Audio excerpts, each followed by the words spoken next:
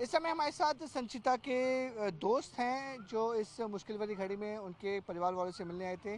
सब एक्टर और एक्ट्रेस हैं, उनसे हम बात करते हैं। ये बताइए आपका नाम क्या है और क्या मेरा आप संचिता के रेगुलर टच में थे?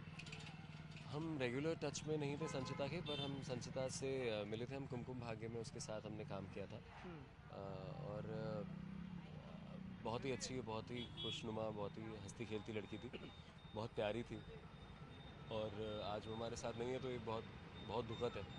और हम सब बस ये प्रार्थना करेंगे कि उसकी आत्मा को शांति मिले और उसकी उसके घर वालों को शक्ति मिले कि वो ये वक्त निकाल पाए। लेकिन क्या लग रहा है, क्या रीज़न क्या होगा? ऑल ऑफ सडन उसका करियर भी अच्छा चल रहा था, उसको प्रोजेक्ट्स भी अच्छे अच्छे मिल रहे थे। ऑल ऑफ सडन ऐसा क्या हुआ कि उसको इतना एक्सट्रीम स्टेप उठाना पड़ा? What do you think? देखिए, मैं अपने पर्सपेक्टिव से सोच के बोल सकता हूँ, पर ज़रूरी नहीं है कि वो बात सच हो। क्या उसके दिमाग में या जहन में कुछ भी चल सकता है, मुझे उस बात की मैं कल्पना भी नहीं कर सकता हूँ। लेकिन जितना मैं समझ पा रहा हूँ, हमारा मानसिक दिमाग जो है वो कभी भी किसी भी चीज़ के लिए कैसा भी महसूस कर सकता है। उसमें जब तक आप उस जगह पे नहीं है, आप नहीं बोल सकते कुछ। तो उसके क्या चल रहा होगा मुझे कोई अंदाज़ा नहीं। बट मैं भगवान से प्रार्थना करूँगा कि किसी के भी जहन में ऐसे ख्याल कभी ना आए। Okay. लेकिन मैम उसके प्रोजेक्ट्स जो थे उसके पास रेगुलर प्रोजेक्ट्स में तो काम कर रही थी वो। Definitely she is doing a good work and a talented girl. Okay. बहुत कम समय में उसने बहुत बड़ा मकाम हासिल कर लिया था। बहुत टैलेंटेड थी, जिंदा दिल थी, बहुत स्ट्रॉन्ग थी। इसलिए हम सब अभी हैरान हैं।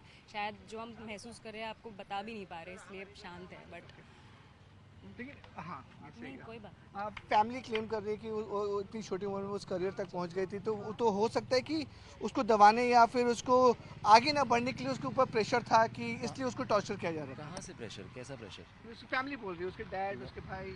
यार, अभी तो वो चीज़ नहीं पता, अभी हमें वजह नहीं। नहीं पता एक है। डेढ़ साल से हम टच में नहीं थे, ओके। क्योंकि हमें हम कुमकुम कर चुके थे। 2023 या 24 में हमारा लास्ट शूट था। उसके बाद हम मिले ही नहीं। एक बार किसी बर्थडे पे ऐसे मिले, दैट्स इट।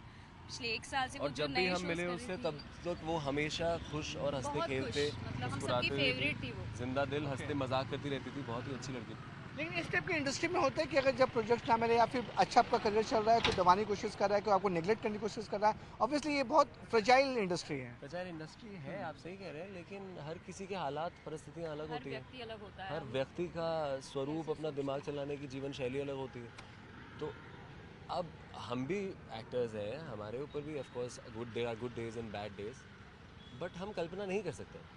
अब वो हर इंसान स्ट्रेस अलग तरीके से लेता है। जैसे अगर आपको स्ट्रेस हो तो आप अलग तरीके से ले, क्या पता आपके साथ जो है उनको स्ट्रेस हो तो वो अलग तरीके से ले। हम उसकी तुलना ही नहीं कर सकते और हम आई थिंक बोल ही नहीं सकते, नहीं राइट? नहीं, करेक्ट।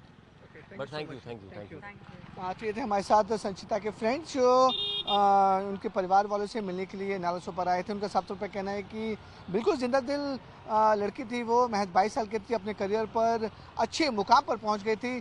सब लोग शॉक्ड हैं कि आखिरकार ऐसा क्या हुआ होगा कि जिसकी वजह से संचिता ने खुदकुशी कर ली।